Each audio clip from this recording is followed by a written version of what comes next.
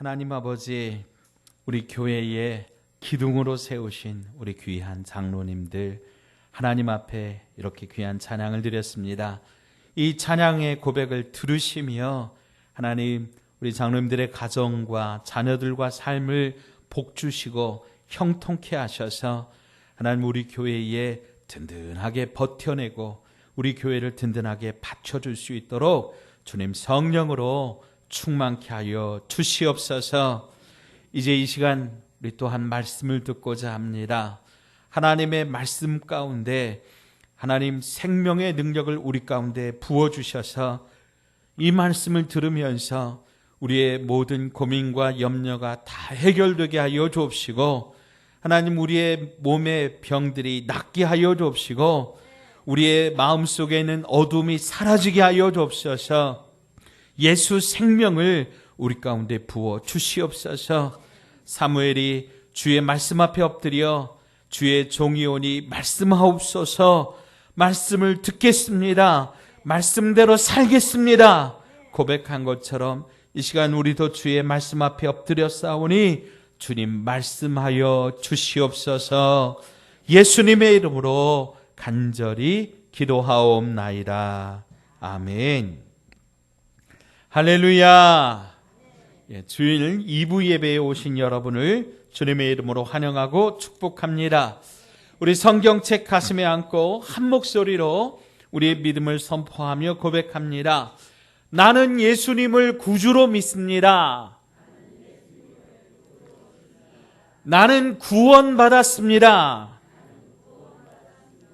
나는 이 말씀을 믿습니다. 나는 행복합니다. 아멘. 구원의 복된 소식이 여러분과 여러분의 가정, 여러분의 자녀들 위해 충만하게 임하시기를 주의 이름으로 축원드립니다. 오늘은 어린이 주일입니다. 어린이 주일은 본래 성경이나 또 교회 전통에 있었던 절기는 아니고요, 1800년대 후반에 미국 교회에서 시작된 절기입니다. 우리 교회도 우리 이 복음의 역사 가운데 이제 미국 교회로부터 우리가 이 복음을 받아들였기 때문에 우리 교회 초반부부터 이 어린이 주일을 함께 지켜왔습니다. 우리나라에서 어린이에 대하여 관심을 가지기 시작한 것은 아무래도 그 소파 방정환 선생님의 어린이날 제정운동에서부터 시작되었다고 할 수 있습니다. 어린이라고 하는 말도요, 이 방정환 선생님께서 처음 사용을 하셨습니다. 본래 이 말은 늙은이, 젊은이라고 하는 것은 이 존칭의 의미가 있는 거거든요. 그런데 어린이라고 하는 말은 어리석다, 어리석은 이란 말이니까 사실은 이라고 하는 이 존칭을 쓸 수가 없습니다. 그래서 어린 놈하고 이렇게 이제 좀 얕잡아 부르는 그런 표현에 쓰여지는 말인데요. 뭐 이를테면 뭐 어린 놈이 뭘 알아, 이렇게 호통질 때 사용되는 말이었죠. 그런데 이 말을 이 소파 방정환 선생님께서 바꾸신 거예요. 어린아이에게도 인격이 있다는 것이고 어린아이도 사람 대접을 받아야 된다고 하는 거죠. 그래서 어리다의 그 어린이라고 하는 말에 이라고 하는 이 조사를 붙여서 어린이라고 하는 아름다운 말이 탄생하게 된 것입니다. 사실 어린이주의 설교가 참 부담스럽고 어렵게 느껴집니다. 앞에서 말씀드린 것처럼 이 어린이주일이 본래 성경 안에 또 교회 전통 안에 있었던 절기가 아니기 때문에 성경 안에서 이 어린이에 관한 어떤 그런 주제 또 이런 내용들을 찾기가 또 참 어렵고 매년 반복되는 이 주제를 찾아내기가 어렵기 때문이지요. 그래, 어떤 분들은 그러세요. 목사님, 교회 문 밖에 나가면 다 잊어버려요. 그러니까 똑같은 거 해도 아무도 몰라요. 그런데 듣는 여러분들은 잘 모르실지 모르겠지만 전하는 제 입장에서는 잘 못 잊어버리거든요. 그러니까 매년 다른 말씀을 준비하려니까 참 어렵다라고 하는 거죠. 또 대상이 제한적입니다. 어린 자녀를 둔 부모에게만 할 설교처럼 그렇게 보입니다. 그런데 우리 교회도 마찬가지지만 요즘 많은 교회들이 젊은 층보다는 이제 자녀 교육과 상관없는 어르신들이 많이 계십니다. 그러니까 상당히 이 이야기가 나오고는 좀 먼 얘기처럼 그렇게 들려줄 수 있기 때문입니다. 무엇보다도 제 자신에게, 그러니까 자기도 잘 못하는 것을 이제 선포하고 설교하는 것처럼 참 어려운 일은 없는 것 같습니다. 그래서 말씀 가운데 자녀를 사랑해라 이런 말씀을 선포해야 된다 그러면 제 마음 가운데서 그런 마음이 있어요. 야, 너나 잘해라, 뭐 이런 마음이 있는 거예요. 그러나 그럼에도 불구하고 주님의 은혜로 말씀을 전합니다. 제 자신에게, 또 오늘 이 자리에 참여한 모든 어르신들에게, 우리 모든 성도님들에게 전하는 말씀과 또 은혜가 있을 줄로 믿습니다. 그래서 고른 본문이 바로 이 탕자의 비유입니다. 사실 제가 이 본문을 골랐다기보다는 어린이 주일 설교를 준비하면서 하나님께서 보여주신 말씀이 바로 이 말씀입니다. 우리가 너무도 잘 아는 말씀이지만 다시 이 말씀을 묵상하면서 하나님께 여쭈었습니다. 다들 잘 아는 이 이야기로, 이 말씀으로 무엇을 어떻게 전해야 되겠습니까? 그때 하나님께서 이런 감동을 주셨습니다.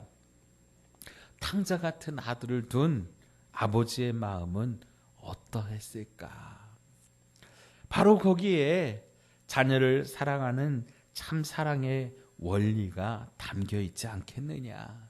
그래서 오늘은 본문에 나타난 하나님의 아버지의 마음을 우리가 좀 함께 살펴보고 또 우리도 그 마음을 담고자 합니다. 오늘 말씀의 제목은 기다림의 사랑입니다. 함께 따라서 하실까요? 기다림의 사랑.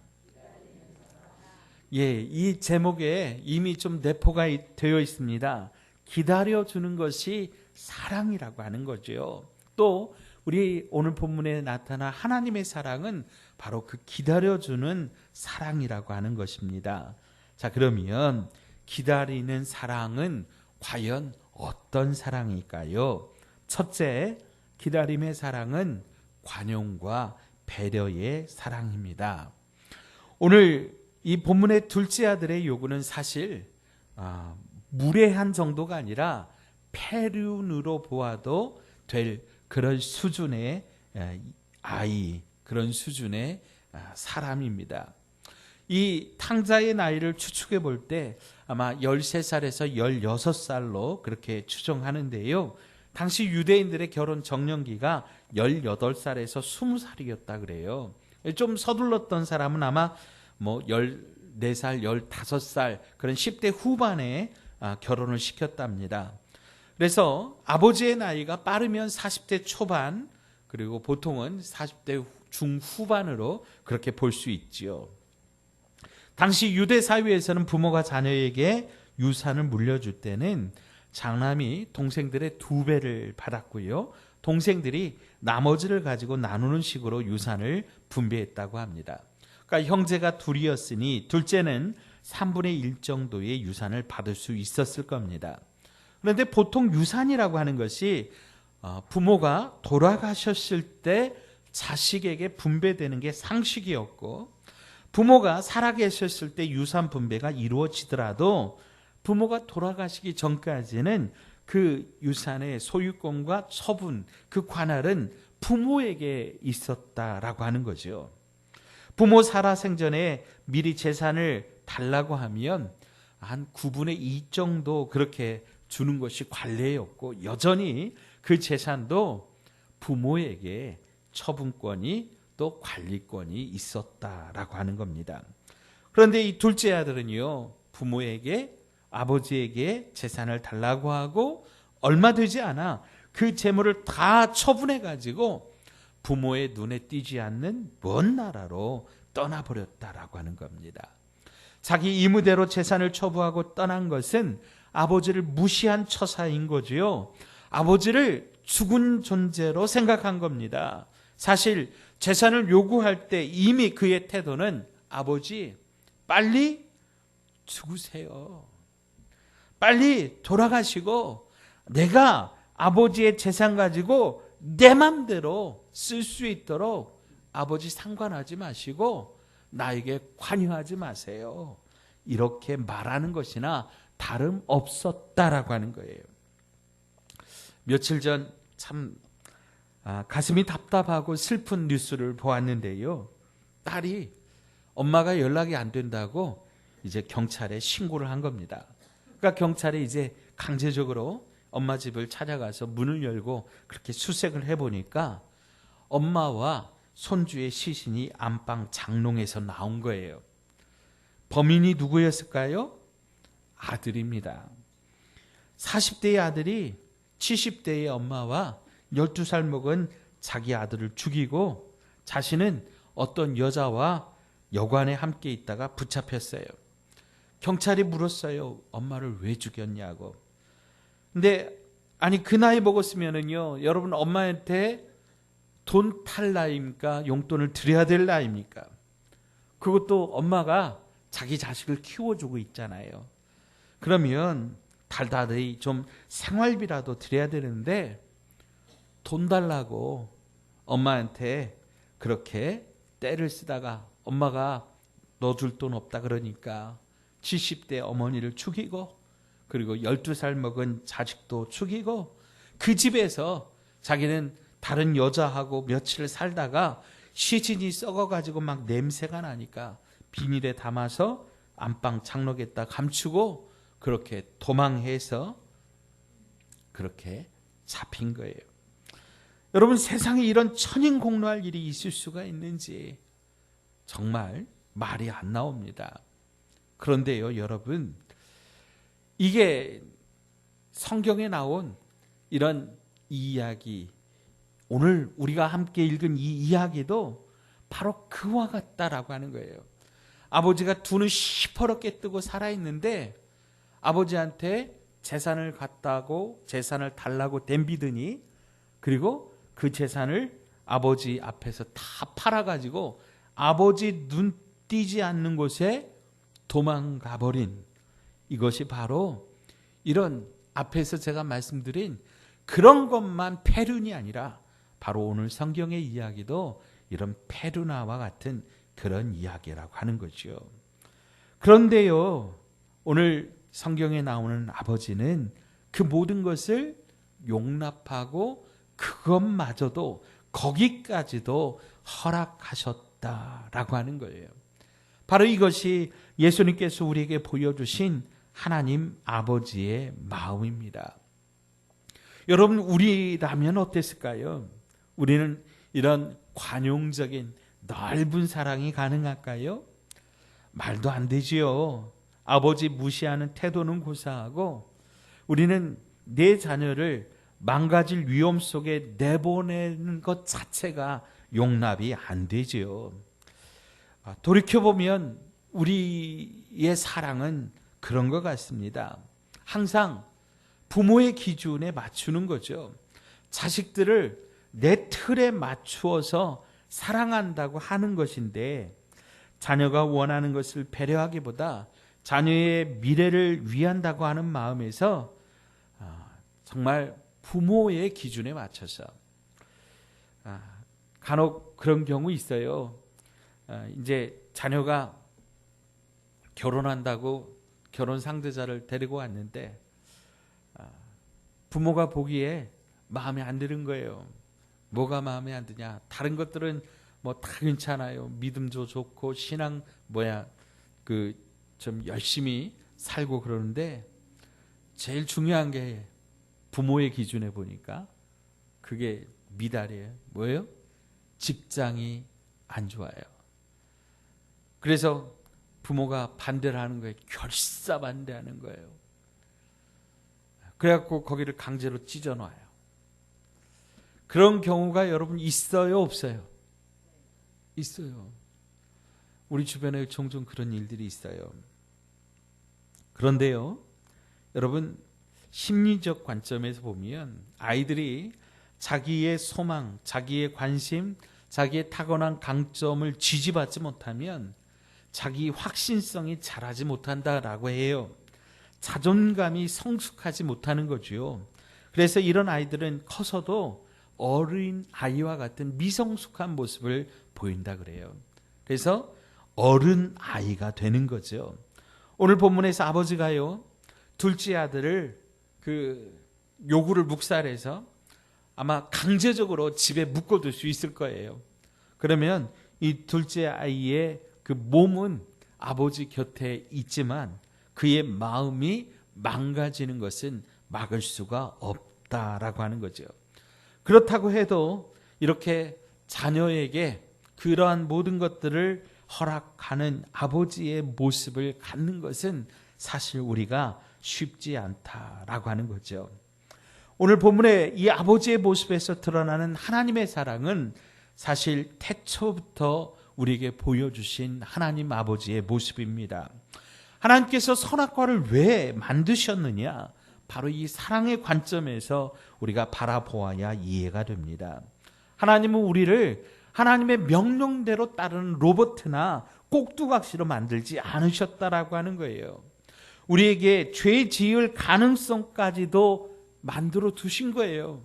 그 관용의 넓은 사랑을 보여주셔서 하나님은 인격 대 인격으로 우리와 교제하기를 원하셔서 우리를 그렇게 만들어 두셨어요.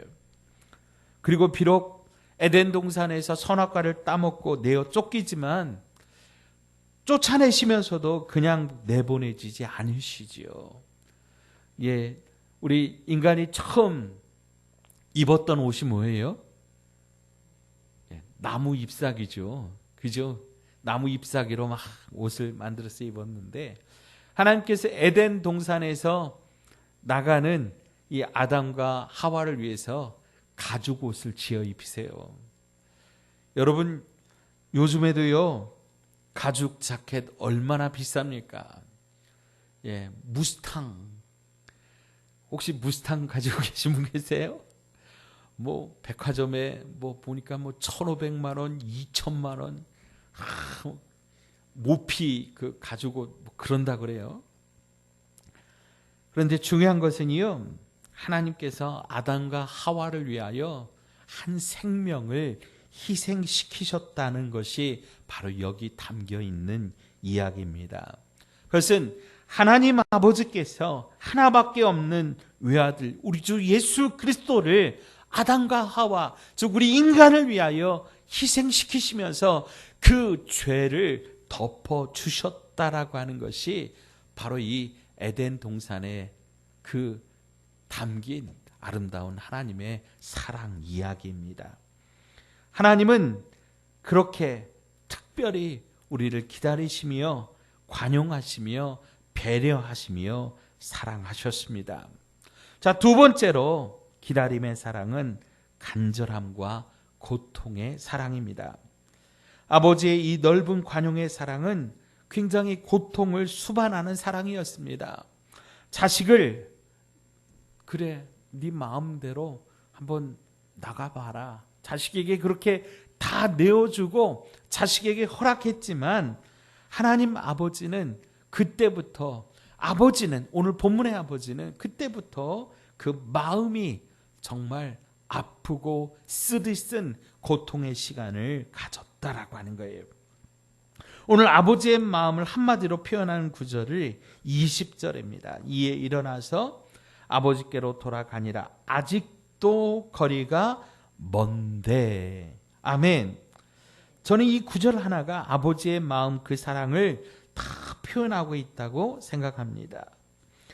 떠나간 아들, 비록 나가는 것은 허락했지만 아버지의 마음은 간절하게 기다리고 있는 거예요. 아니, 일평생 아버지는 아들이 나간 그 뒷꼭지 거기만 바라보고 그 시선을 고정하고 살아 계셨다라고 하는 거예요.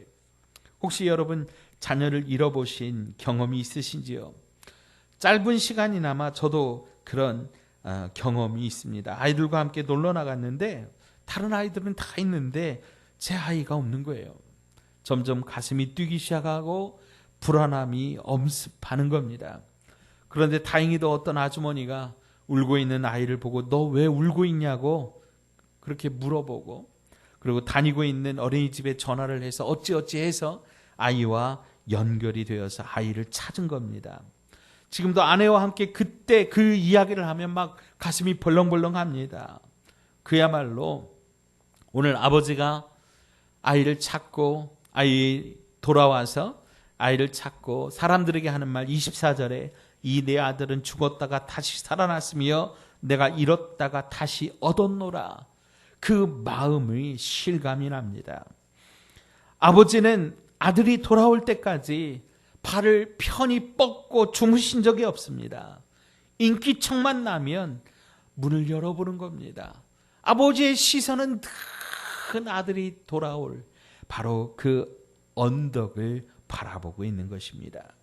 그 고통, 그것을 감내하는 사랑이 바로 아버지의 사랑입니다. 세 번째로 기다림의 사랑은 신뢰와 용납의 사랑입니다. 다시 본문으로 돌아가 20절 거리가 먼데 달려나갔다. 이것은 어떤 의미가 담겨 있나요?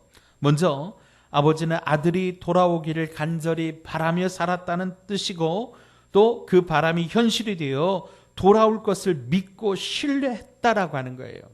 신뢰란 상대적이지요. 물론 지켜지지 않을 수 있어요. 하지만 상대의 반응과 상관없이 내가 주는 마음이 또 신뢰이기도 합니다. 아버지는 아들이 돌아올 것을 간절히 바라고 또 믿었다라고 하는 거예요. 기다리는 사랑은 바로 이런 신뢰를 바탕으로 합니다. 모두가 그를 다 버려도 나는 끝까지 버리지 아니하고 포기하지 아니하고 기다리겠다라고 하는 결단이 바로 오늘 이 본문에 나타난 하나님 아버지의 사랑이에요. 끝까지 믿어주는 거예요. 끝까지 기다려주는 거예요. 또 두 번째로 아버지가 다른 사람들보다 먼저 아들에게 달려나간 이유는 동네 사람들로부터 보호하기 위함입니다. 유대의 율법은 패역한 자식에 대한 처벌을 이렇게 규정하고 있습니다. 신명기 21장 18절로 21절의 말씀입니다. 우리 같이 한번 읽어보도록 할까요? 신명기 21장 18절로 21절 화면에 준비되어 있습니다. 함께 읽어요. 사람에게 완악하고 패역한 아들이 있어 그의 아버지의 말이나 그 어머니의 말을 순종하지 아니하고 부모가 징계하여도 순종하지 아니하거든 그의 부모가 그를 끊고 성문에 이르러 그 성읍 장로들에게 나가서 그 성읍 장로들에게 말하기를 우리의 이 자식은 완악하고 패역하여 우리 말을 듣지 아니하고 방탕하며 술에 잠긴 자라 하면 그 성읍의 모든 사람들이 그를 돌로 쳐 죽일지니 이같이 내가 너희 중에서 악을 제하라. 그리하면 온 이스라엘이 듣고 두려워하리라. 아멘. 여러분, 만일 우리 부모님들이 이렇게 우리를 처벌했다면 아마 우리 중에 살아있을 사람 단 한 사람도 없을 겁니다. 이 율법의 말씀은 하나님 아버지를 떠난 패역한 죄인들에 대한 형벌을 표현한 그런 말씀입니다. 우리는 모두 하나님 앞에서 어쩌면 돌에 맞아 죽어도 싼 그런 죄인이라고 하는 것을 말씀하고 있는 것이지요.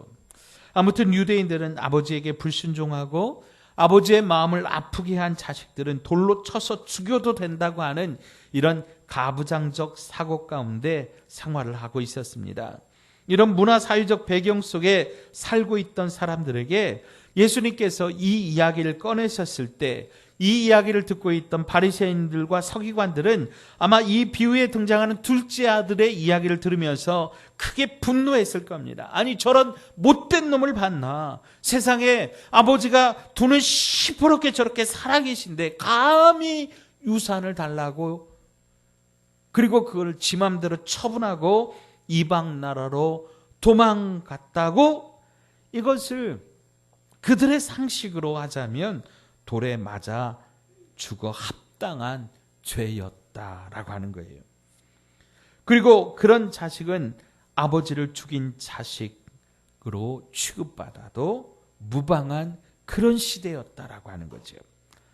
자, 그런데 둘째 아들이 회개하고 아버지께로 돌아오는 거예요.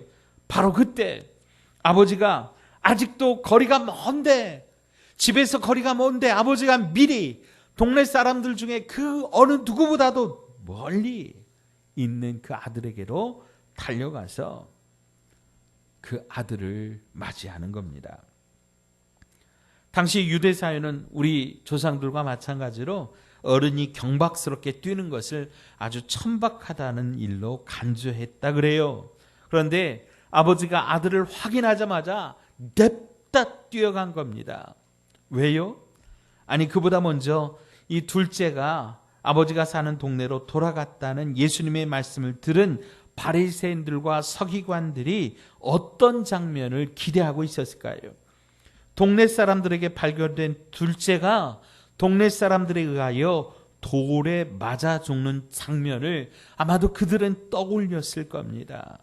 그 둘째가 저지른 일은 당시 사람들에게 그렇게 맞아 죽어도 싼 그런 죄였으니까요. 여러분, 이제 아버지가 왜 그렇게 뛰어나갔는지 우리는 잘 알 수 있을 겁니다. 하나님 아버지는 그 아이가 다른 사람들에게 돌에 맞아 죽기 전에 먼저 달려나가서 감싸 안아버린 겁니다. 아버지가 아들을 맞이한 후에 제일 먼저 한 일이 무엇입니까? 오늘 22절 말씀에 보니까 좋은 옷을 입히고 손에 가락지를 끼우고 발에 신발을 신기는 일이었습니다. 무엇을 의미합니까? 아들의 신분이 회복되었다라고 하는 거예요. 비유 속의 동네 사람들에게, 또 이 비유를 듣고 있는 바리새인과 서기관들에게 이제 이 아들의 신분이 회복되었다고 선언하는 거죠. 그리고 잔치를 벌이는 겁니다. 자, 여기서 넌센스 퀴즈 하나 드립니다. 둘째 아들이 돌아왔을 때 가장 싫어한 것은 누구였을까요? 1번 하인, 그 집의 하인들 막 일해야 되니까. 2번 큰아들, 3번 살찐 송아지. 예, 정답은 살찐 송아지입니다. 23절에 보니까 아버지가 살찐 송아지를 잡아서 잔치를 벌입니다. 이 잔치는 기쁨의 잔치요, 아들이 돌아와서 신분이 회복되었음을 선포하는 그런 잔치입니다. 건들지 말라는 거예요. 누구도 내 아들 비난하거나 정죄하지 말라는 거예요. 다만 함께 와서 기뻐하자라고 하는 거지요. 그렇게 아버지는 기다려주고 믿어준 것입니다. 말씀을 맺습니다. 어린이 주일에 주시는 하나님 아버지의 마음, 그것은 기다리시는 사랑의 마음입니다. 첫째, 관용과 배려로 기다려주자고 하는 겁니다. 둘째, 간절함으로 고통을 감내하면서까지 기다려주자고 하는 거지요. 셋째, 내 아들은 반드시 돌아올 것이다. 그렇게 신뢰하며 용납하며 기다려주자라고 하는 것입니다. 사랑하는 여러분, 우리가요 지금까지 살 수 있었던 것, 바로 그 하나님 아버지의 기다려주시는 사랑 때문 아니겠습니까? 여러분, 우리는 그 사랑을 받고 여태까지 이렇게 살고 있는 거예요. 그렇다면 이제 그 사랑을 흘려보내시기 바랍니다. 우리 가족들에게, 특별히 우리 자녀들에게, 그리고 우리 교회 안에 다음 세대들에게 이런 사랑을 흘려보내시기를 바랍니다. 하나님 아버지의 마음을 가지고 우리 믿어주시고 신뢰하시면서 기다려주세요. 그러면 반드시 아름다운 믿음의 열매를 맺는, 하나님 앞에 영광 돌리는 큰 믿음의 거목으로 자라나게 될 줄로 믿습니다. 기도합니다. 하나님 아버지, 감사합니다. 우리를 사랑하시는 그 사랑에 감격합니다. 버선발로 뛰어나가셔서 목을 끌어안고 선포하신 이유가 우리가 맞아 죽지 않도록, 사단의 공격에서 이는 내 사랑하는 아들이라고 너희는 손대지 말라고 선포하신 그 하나님의 사랑, 예수 그리스도의 십자가의 보혈로 내가 샀다고, 내가 이 아이를 구원했다고 말씀하시는 그 하나님의 사랑이라고 말씀하여 주시니 감사합니다. 이제 우리 그 사랑으로 우리도 서로 사랑하고 기다려주게 하여 주옵소서. 관용과 배려로, 간절함으로 고통을 감수하며 끝까지 신뢰하고 용납하며 기다려주는 하나님 아버지의 사랑으로 우리도 서로 사랑하게 하여 주시옵소서. 예수님의 이름으로 간절히 기도하옵나이다. 아멘.